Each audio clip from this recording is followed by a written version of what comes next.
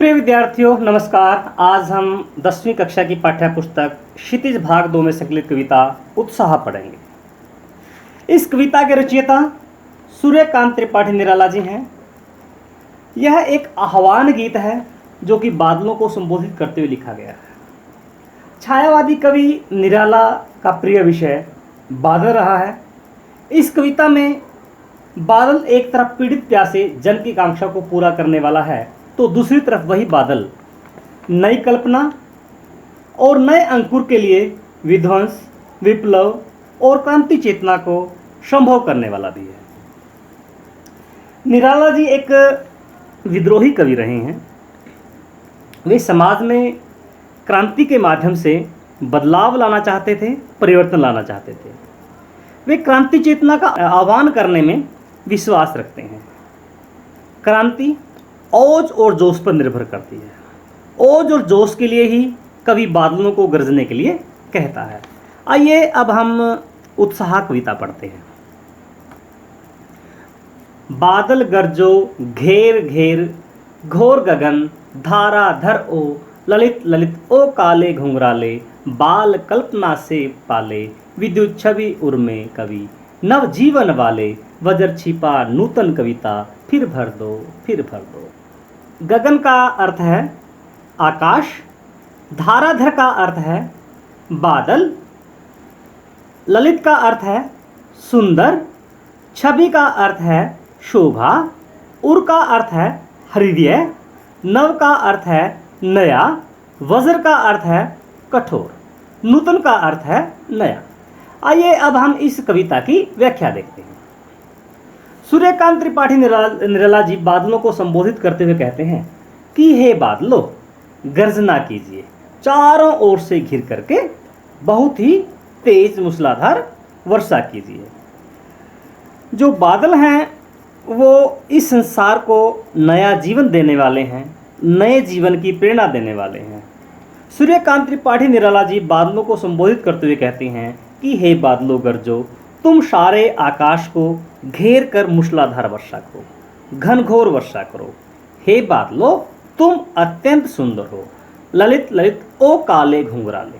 जो बादल हैं वो बहुत ही सुंदर हैं। बादलों का जो रूप है वह काले घुंघराले बालों के समान है। बाल कल्पना के से पाले। जो बादल हैं वो बालकों की मधुर कल्पना के समान पाले हुए हैं। कहने का तात्पर्य यह है कि जिस प्रकार से जो बच्चे हैं, जो बालक हैं, वो अपने मन मस्तिष्क में, हृदय में अनेक प्रकार की कल्पनाएं पाल लेते हैं, कल्पनाएं संजो लेते हैं, उसी प्रकार जो बादल हैं वो भी बाल कल्पना के समान पाले हुए हैं। विद्युत छवि उर्मे कवि नव जीवन वाले। जो बादल हैं उनके हृदय में बिजली शोभामान है। बादलों ने हृदय में बिजली की शोभा धारण कर रखी है। जो बादल हैं वो नवीन सृष्टि करने वाले हैं। जो बादल हैं वो जल रूपी नया जीवन देने वाले हैं और उनके भीतर वज्रपात करने की अपार शक्ति छिपी हुई है। जो बादल हैं इस संसार को नया जीवन देने की प्रेरणा प्रदान करने वाले हैं। बादल नया जीवन प्रदान करते हैं। कवि कहता है कि हे बादलों, मुझे भी नई कविता लिखने की प्रेरणा दीजिए। बादल गरजो विकल विकल उन्मन थे उन्मन, विश्व के निधाक के सकल जन आए अज्ञात दिशा से अनंत के घन। तप्त धरा जल फिर से शीतल कर दो, बादल गरजो बादल गरजो। विकल का तात्पर्य है, विकल का अर्थ है व्याकुल। उन्मन का तात्पर्य है अनमना, मन नहीं लगना, उदास होना, बेचैन होना। निदाग का अर्थ है गर्मी। स्कल का अर्थ है सभी। तप्त का अर्थ है गरम। धरा का अर्थ है धरती। शीतल का अर्थ है ठंडा। आइए अब हम इसकी व्याख्या देखते हैं। बादलों से आह्वान करते हुए सूर्यकांत त्रिपाठी निराला जी कहते हैं कि हे बादलों, तुम गरजो और सबके अंदर नया जीवन भर दो। क्योंकि गर्मी के कारण जो सारी धरती है उस पर रहने वाले जो सभी लोग हैं वो बहुत व्याकुल हैं, वो बेचैन हैं, वे उदास हैं। गर्मी के कारण सभी के अंदर व्याकुलता बढ़ रही है। हे बादलों, तुम सीमाहीन आकाश में पता नहीं किस ओर से आकर चारों ओर फैल गए हो। आए अज्ञात दिशा से अनंत के घन। जो बादल हैं वो पता नहीं चारों ओर से घिर करके आ गए हैं, उनकी दिशा का पता नहीं है।